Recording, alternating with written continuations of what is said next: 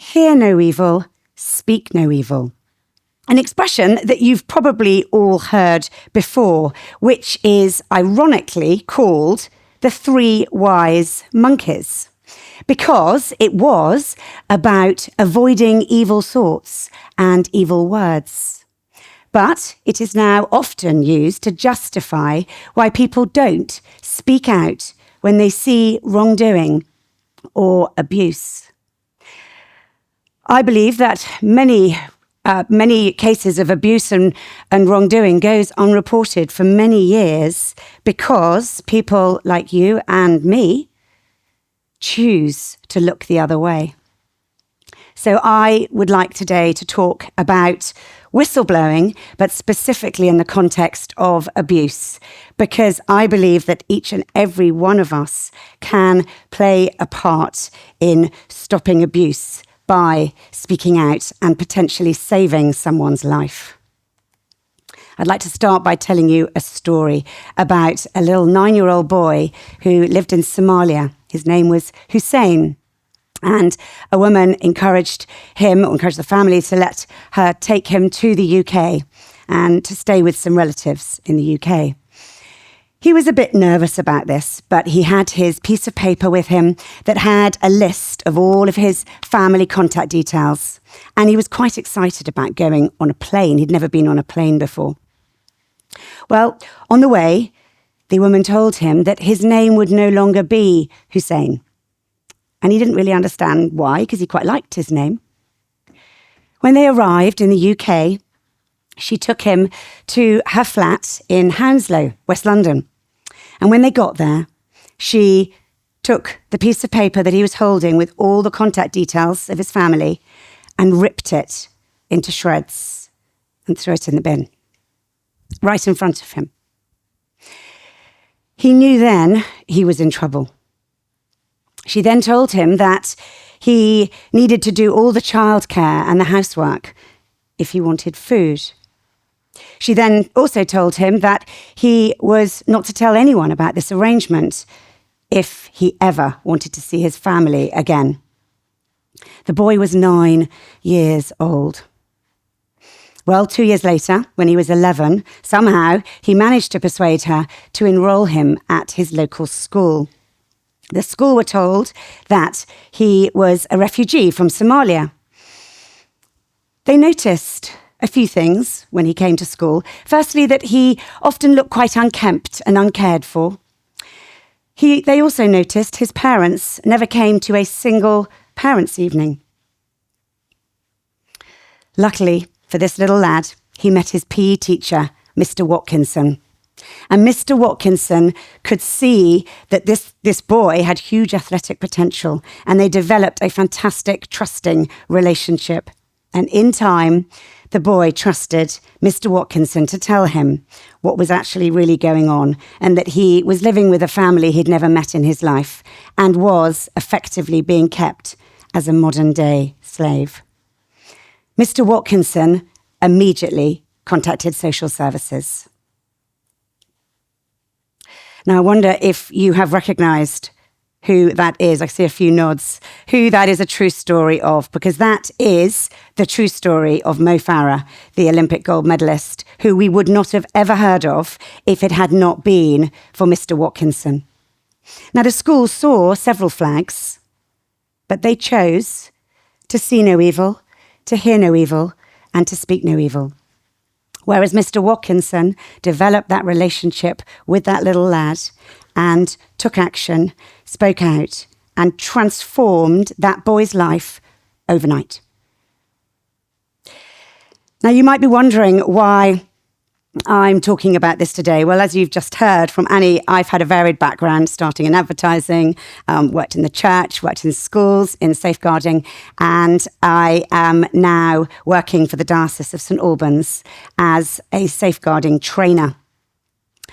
I am passionate about safeguarding training because I believe that everyone needs to be aware of the reality that abuse can happen by anyone, anywhere, at any time.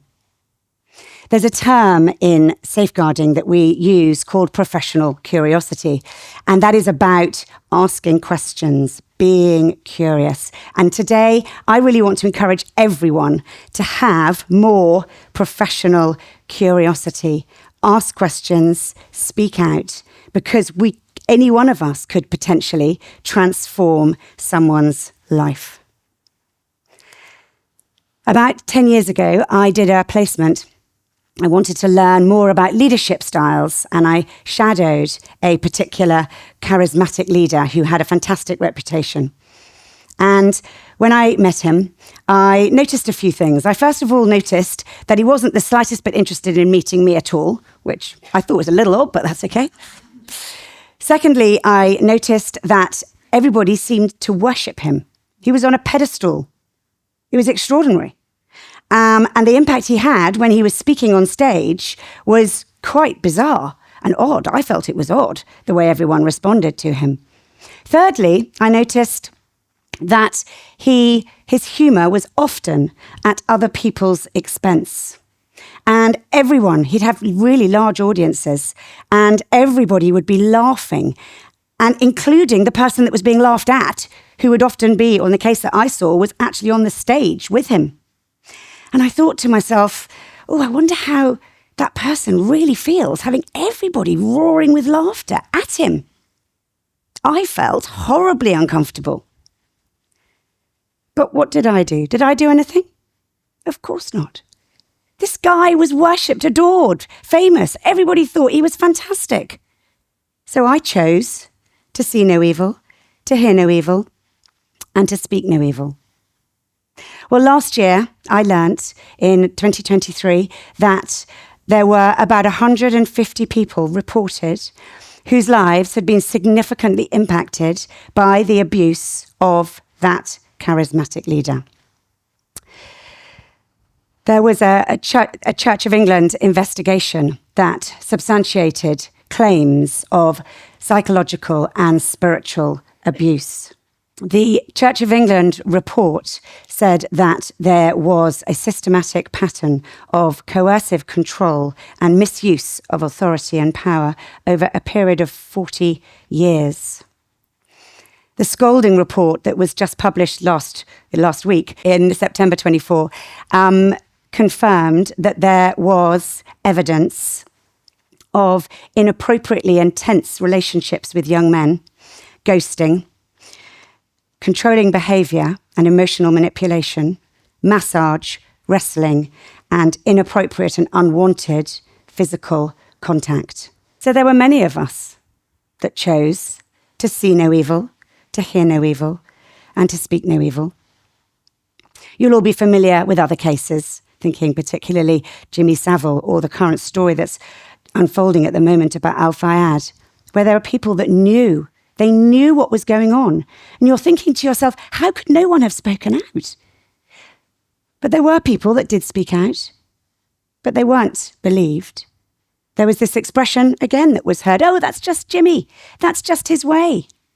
And then, of course, there were those that didn't speak out for fear of not being believed. And also, of course, if we're honest, for fear of the repercussions for them.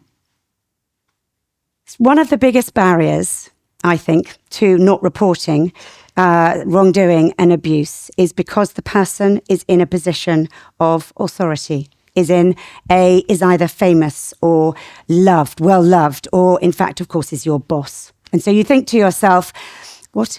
I must have got it wrong. And also you fear the consequences for yourself and your job. And that's quite understandable. But we cannot assume that those in authority can always be trusted. Everybody should, whatever you do, should be challengeable. And we all have to be open to the reality that anything, whoever they are, is actually possible. Often abusers, do they actually seek positions of authority specifically to abuse? If you think about the many professions where there are vulnerable people or children, teachers, care assistants, nurses, priests, scout leaders, sport coaches, there are so many. And that's really tragic, but that's the reality. And that is why, though, every organisation legally has to have a whistleblowing policy. And that's there to protect us if we do need to speak out against our boss or against our company. So be professionally curious. Ask questions if something doesn't feel right. When you think to yourself, oh, but what if I've got it wrong? I want you to say to yourself, but what if I've got it right and I've chosen to do nothing about it? Abusers can be very bright, very manipulative, and very deceptive. And if someone has decided to trust you, to tell you that they are being abused or have been abused, they see you as a safe person. So it's so important that you give them that safe space and just listen and believe, and if appropriate, report. We don't need to investigate. We don't need to ask questions. We don't need to know if it's true. We just need to listen and believe. So often, victims tell me that they did speak out when they were younger, but they weren't believed. And the consequences for that can be huge and in some cases tragic, leading to suicidal thoughts. And in some cases, people can take their own lives as a result of not being believed. I met an 80-year-old lady recently who told me that she had spoken out when she was 12. She had told her parents that she had been sexually abused for many years by a family friend. And her parents told her to stop making up stories. So she did, for 68 years until now. Some people that are being abused don't even know they're being abused, children and adults. And those that have been abused or are being abused don't have the confidence and the courage to speak out. So they need our voice to give them a voice so that they are heard, believed, and action is taken and the abuse is stopped. I believe that everyone has a basic human right to be and feel safe in this world. And we can all play a role in bringing this about. Just the smallest intervention, just noticing that one thing, asking that question at the right time could unlock what's going on for that person. I want to encourage everyone to be professionally curious, to ask questions, and if you suspect wrongdoing or abuse, to bring it into the light. So my 3 wise monkeys would be: keep your eyes open, your ears open, and speak out.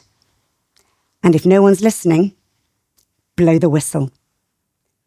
If one person here listening to this speaks out, that could potentially be one person's life that's just been saved.